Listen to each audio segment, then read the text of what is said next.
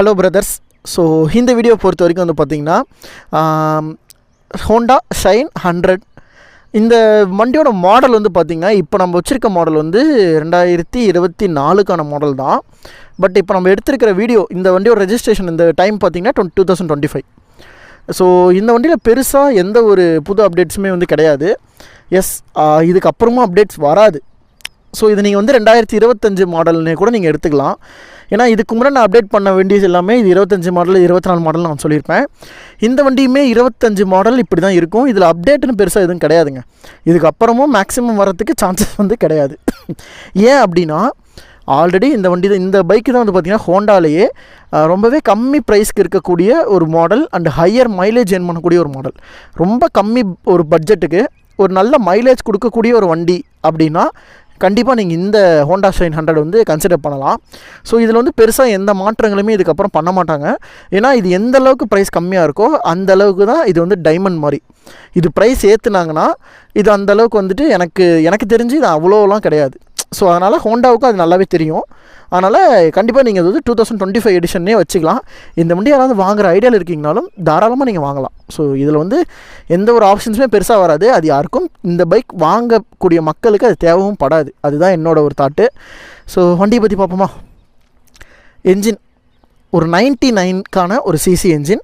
இந்த வண்டியோடைய inner parts அந்த structure எல்லாமே வந்து பார்த்திங்கன்னா இதோடைய ஆன்சிஸ்டர் மாடலான CD110 அந்த டியூலெக்ஸ் அந்த மாடல்லேருந்து எடுத்த பார்ட்டு தான்.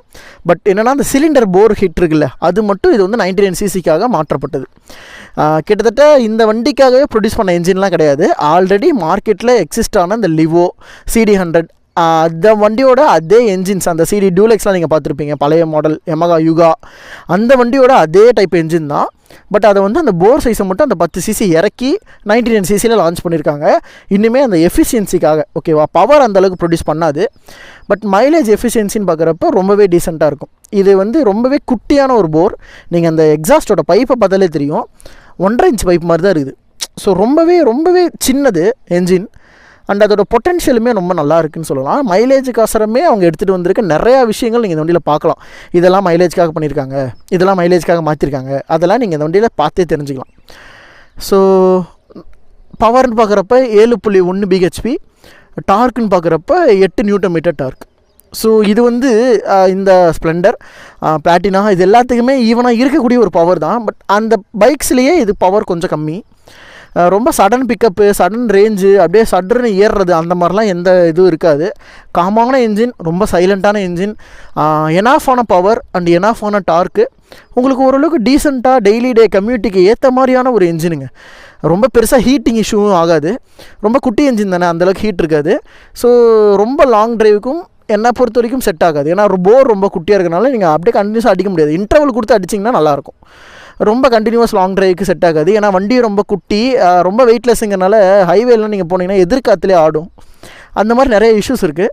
லோக்கலில் மார்க்கெட்டிங் வைஸில் உங்களுக்கு நல்ல ப்ரைஸுக்கு ஏற்ற மாதிரி ஒரு அதை காசுக்கு ஏற்ற எள்ளுருண்டேன்னு சொல்லுவாங்கள்ல, அந்த மாதிரி நம்ம கொடுக்குற காசுக்கு அதுக்கு ஏற்ற ஒரு பர்ஃபார்மன்ஸ் இருக்கக்கூடிய ஒரு வண்டி தான் இது. ஸோ என்ஜின் சூப்பராக இருக்குது, அதில் எந்த குறையும் இல்லை. 4 ஸ்பீட் கியர் பாக்ஸ் கொடுத்துருக்காங்க, கிக்கரோடு வரக்கூடிய ஒரு மாடல். ஆயில் சீல் எல்லாமே தனியாக கொடுத்துருக்காங்க. ஸோ அதாவது நீங்கள் ஆயில் மாற்றும் போது ஃபில்டரையுமே சேர்த்து மாட்டலாம். சென்ட்ரிஃபியூகல் ஃபில்டர் கான்செப்டில் வரல. ஸோ அது வரைக்குமே இது ஒரு என்ஜின் டீசெண்டாக இருக்கும். ஆயில் சர்வீஸ் கரெக்டாக மெயின்டைன் பண்ணி ஒரு 3000 to 3500 ரேஞ்சில் நல்ல ஆயிலாக மாற்றிக்கிட்டு இருந்தீங்கனாலே உங்களுக்கு வண்டியோட லைஃப் பெருசாக இருக்கும். ரொம்ப பெரிய ப்ராப்ளம் வரக்கூடிய என்ஜினாக கண்டிப்பாக இருக்காது. இது என்னோட ஒரு சின்ன அட்வைஸுங்க. ஃபியூல் இன்ஜெக்ஷன்ஸ்லாம் சூப்பராக ஒர்க் ஆகுது. இதோடைய கம்பேரிட்டிவ் மாடல்ஸை கம்பேர் பண்ணும்போது, அதாவது HF டியூலெக்ஸ், ஸ்ப்ளெண்டரு, பிளாட்டினா இதெல்லாம் விட இதோடைய ஃபியூல் இன்ஜெக்ஷனோட ப்ரோக்ராம் டியூனிங் நல்லாயிருக்கு. அதுதான். டயர்ஸ் குவாலிட்டிஸ் எல்லாமே பார்க்குறப்போ குவாலிட்டியை நீங்கள் பெருசாக இந்த காசுக்கு நம்ம எதிர்பார்க்க முடியாதுனாலும் ஹோண்டா அவங்களோட கைவனத்தை இங்கே காட்டியிருக்காங்க. ஸோ ஓரளவுக்கு டீசெண்டான குவாலிட்டி, டீசெண்ட்டுங்கிறத விட நல்ல குவாலிட்டியாகவே கொடுத்துருக்காங்க. எங்கேயுமே ஒயர்ஸ் டிரான்ஸ்பரண்ட்டாக இல்லை, ஓரளவுக்கு நல்லா க்ளோஸ்டாக இருக்குது. கலர்ஸ், ஒரு பெயிண்ட் ஜாபு அண்ட் வண்டியோட ஸ்ட்ரக்சர் எல்லாமே நல்லாயிருக்கு. 17 இன்ச்சஸ் டயர்ஸு. ஃப்ரண்ட்டில் வந்து 2.75 section tyre. So it's Nylogrip and CEAT tyre தான் யூஸ் பண்ணியிருக்காங்க. ரியர்லேயுமே பார்க்குறப்பையும் நமக்கு அதே தான். 300 செக்ஷன் 3.00 டயரு. ஸோ இது வந்து பார்த்திங்கன்னா உங்களுக்கு பிராண்டட்லாம் கிடையாது, நார்மல் எம்ஆர்எஃப் டயர்ஸும் யூஸ் பண்ணியிருக்காங்க. ஸோ இது ஓரளவுக்கு ஒரு நல்ல டயர் தான். சிஎட்டில் எம்ஆர்எஃப் யூஸ் பண்ணியிருக்காங்க. ஓகே, நல்ல டயர்ஸாக யூஸ் பண்ணியிருக்காங்க. ஸோ 17 இன்ச்சஸ் டயர் சைஸு, பின்னாடி கொஞ்சம் சைஸ் பெருசு, முன்னாடி குட்டி. வீல்ஸ் பார்த்தாலே தெரியும் உங்களுக்கு குட்டியாக இருக்கும். அந்த 17 இன்ச்சஸ்க்கான அந்த சைஸில் தான் கொடுத்துருக்காங்க, ரொம்பவே சின்ன size. Drum front and back ரெண்டுமே ட்ரம். ஐபிஎஸ் பிரேக்கிங் சிஸ்டமோடு வரும், இன்டெகிரேட்டட் பிரேக்கிங் சிஸ்டம். இதில் வந்து சிபிஎஸ்ன்னு சொல்லியிருப்பாங்க, combined braking system. And enhanced smart power சிஸ்டத்தோடு வரக்கூடிய என்ஜின். பட் அந்த ஸ்டார்ட் ஸ்டாப் சிஸ்டம்லாம் இல்லை, நார்மலான ஸ்டார்டிங் சிஸ்டத்தோடே வரும். ஆனால் ரொம்பவே ஸ்மூத்தரான ஒரு காமான என்ஜின் சொல்லலாம். இன்றைக்கி மார்க்கெட்டில் ஹையர் மைலேஜ் ப்ரொடியூஸ் பண்ணக்கூடிய ஒரு பைக்குனா கண்டிப்பாக இந்த பைக் தான்.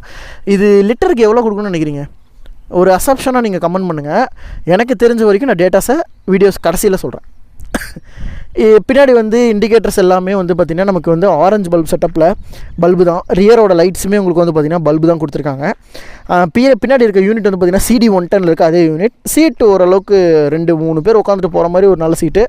குஷன் பெட்டராக இருக்குது. சீட் ஓரளவுக்கு நார்மலாக தான் கொடுத்துருக்காங்க. டேங்க்குமே ஓரளவு மெட்டல் டேங்க், இது ஒல்டியான டேங்க்கு. 9 லிட்டர்ஸ் கெப்பாசிட்டி இருக்கக்கூடிய ஒரு டேங்க்கு. உங்களுக்கு ஆவரேஜாக ஒரு 3/4 லிட்டர் வந்து பார்த்திங்கன்னா ரிசர்வில் வரும். 8 லிட்டர் வந்து நீங்கள் போடுற மாதிரி வரும். 8 லிட்டர் நம்ம ஃபில் பண்ணிகிட்டு இருக்க மாதிரி இருக்கும். ஃபியூல் இன்ஜெக்ஷன் அப்படிங்கிறனால எப்பயுமே ஒரு 2 லிட்டர்ஸ் வச்சுட்டு இருந்திங்கன்னா 7 லிட்டர்ஸில் ஃபுல் டேங்க் ஆகிடும். அந்த மாதிரி தான் ஒரு 700 750 நீங்கள் ஃபுல் டேங்க் வந்து அடிச்சிட்ருக்கலாம். அந்த ஃபுல் டேங்க் அடிச்சிங்கன்னா இதோட ரேஞ்சுங்கிறது ரொம்ப பெருசு. ரேஞ்சை பற்றி நான் வந்து சொல்கிறேன், அது ரொம்ப ஒரு ஃபேண்டாஸ்டிக்கான விஷயமா இருக்கும் இந்த வண்டியில். சுவிட்சஸோட குவாலிட்டிஸ், டிசைன்ஸ் எல்லாமே அந்த பழைய ஹோண்டாவோட அந்த மேட்டரை நீங்கள் வந்து பார்க்க முடியும். இது வந்து அந்த பழைய செட்டப்பான சுவிட்சு. இங்கே வந்து பார்த்திங்கன்னா அதே மாதிரி ஹீரோ பைக்ஸில் இப்போயே வந்துட்டுருக்கு இல்லையா, அந்த சுவிட்ச் செட்டப் அப்படியே கொடுத்துருக்காங்க. சுவிட்ச் ஆன் பண்ணுவோம், ஹாரன் எப்படி இருக்குன்னு பார்ப்போம். ஓகேங்க, நல்லா தான் இருக்குது. பாஸ் சுவிட்ச் எதுவுமே கிடையாது. கிளச்சு நல்லாயிருக்கு இந்த வண்டியில், டீசெண்டான கிளச்சு. ஸ்டார்ட் பண்ணி பார்த்துருவோமா?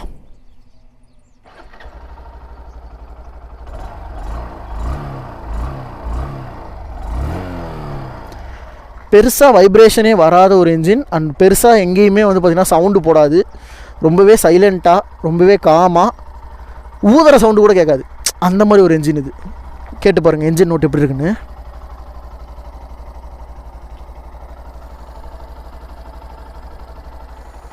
கேட்டுச்சா உங்களுக்கு? ரொம்பவே ஒரு காமான ஒரு இன்ஜின்.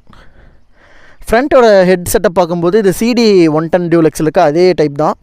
ஹேலஜன் செட்டப், இண்டிகேட்டர்ஸ் வந்து ஹேலஜன் பல்ப், ஆரஞ்சு கிளாஸ் வந்து கொடுத்துருக்காங்க. பெருசாக எந்த எலக்ட்ரானிக் ஃபீச்சர்ஸுமே கிடையாதுங்க அதில். இது ரொம்பவே ஒரு பேசிக்கான ஒரு டைப்பு. இதோடைய அந்த டிஸ்பிளே, அந்த கன்சோல் வந்து பார்க்குறப்போ இது வந்து நார்மல் இதுக்கு முன்னாடி இருந்த CD110ஓட அதே டிஸ்பிளே. இதில் அந்த மாதிரி எந்த மாற்றங்களுமே கிடையாது. பேசிக்காக இருக்கக்கூடிய அதே டிஸ்பிளே தான். ஸ்பீடோமீட்டர் வந்து கொடுத்துருக்காங்க. இங்கே உள்ளே வந்து ஓடோமீட்டர் இருக்குது. அண்ட் இதில் வந்து பார்த்திங்கன்னா ஃபியூவல் இண்டிகேஷன்ஸ்க்கான அந்த காஜ் வந்து கொடுத்துருக்காங்க. ஹை பீம், இண்டிகேட்டர் சுவிட்ச், மால் ஃபங்க்ஷன் சென்சார், நியூட்ரல், சென்டரில் ஹோண்டாவோட பேட்ச், சாவி போடுற இடம். That's all. இதில் வந்து வேறு எதுவுமே இல்லை. மிரர்ஸ் ஆல்மோஸ்ட் ஒரு நார்மல் மிரர்ஸ். பரவாயில்ல, பின்னாடிலாம் என் சைஸ்க்கே ப்ராடாக இருந்தாலும் நல்லாவே தெரியுது. பின்னாடி இருக்க இமேஜெலாம் சூப்பராக தெரியுது. ஸோ யா, இவ்வளோ தாங்க. E20 அப்டேட்டட் வெர்ஷன், BS6ஓட அடுத்த ஃபேஸ் இன்ஜின் இது. ஏன் இதை 25 எடிஷன்னே கூட நீங்கள் வச்சுக்கலாம். பெரிய மாற்றங்கள் எதுவுமே எடுக்காத ஒரு இன்ஜின் இது. பழைய செட்டப்பில் எப்படி இருந்துச்சோ, 2024 மாடல் என்ன செட்டப்பில் இருக்கோ அதே செட்டப் தான் இந்த பைக்கும் வந்து கொடுக்குது. மைலேஜை பற்றி பேசுவோமே.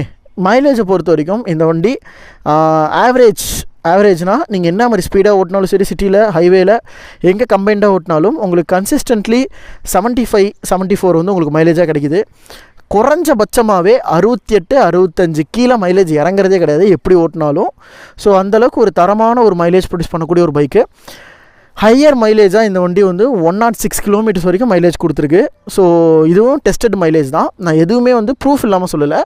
நான் இந்த வண்டி வச்சுருக்கவங்க கிட்ட கேட்டு அவங்க சொல்கிற ஃபீட்பேக் வச்சு நான் சொல்கிறேன். நிறைய பேருக்கு 85 கிடைக்கிது.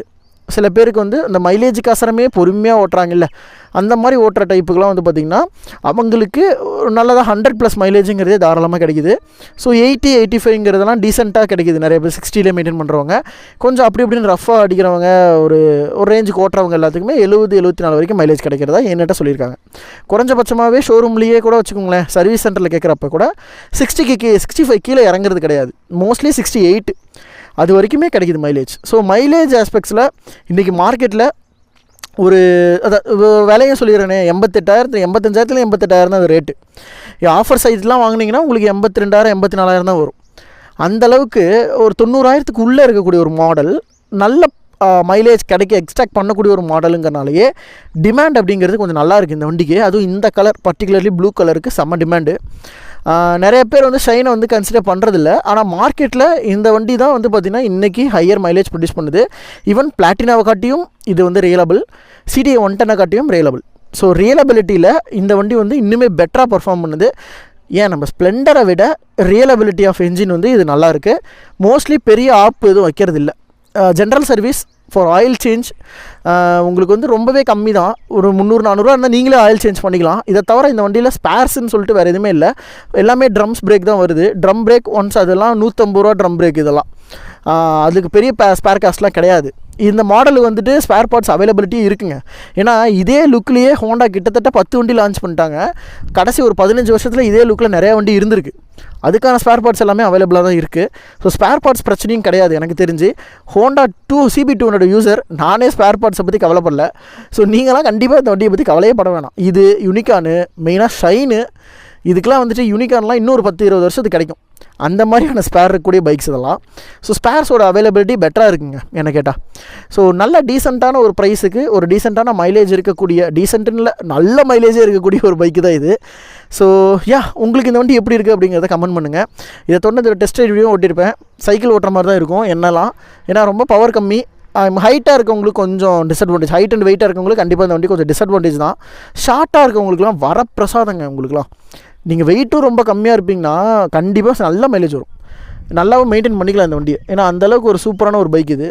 ஸோ இதோட இந்த வீடியோ நான் வந்து என் பண்ணிக்கிறேன். இதை தொடர்ந்து டெஸ்ட் ரிவ்யூ வரும். ஸோ மறக்காமல் அந்த வீடியோ வந்து பாருங்கள். ஸோ இதே மாதிரி இன்னொரு சூப்பரான ஒரு அட்டகாசமான ஒரு நல்ல மைலேஜ் பைக்கோட உங்களை நான் வந்து இன்னொரு வீடியோவில் மீட் பண்ணுறேன். தேங்க்ஸ் ஃபார் வாட்சிங் நண்பா. Take care and bye.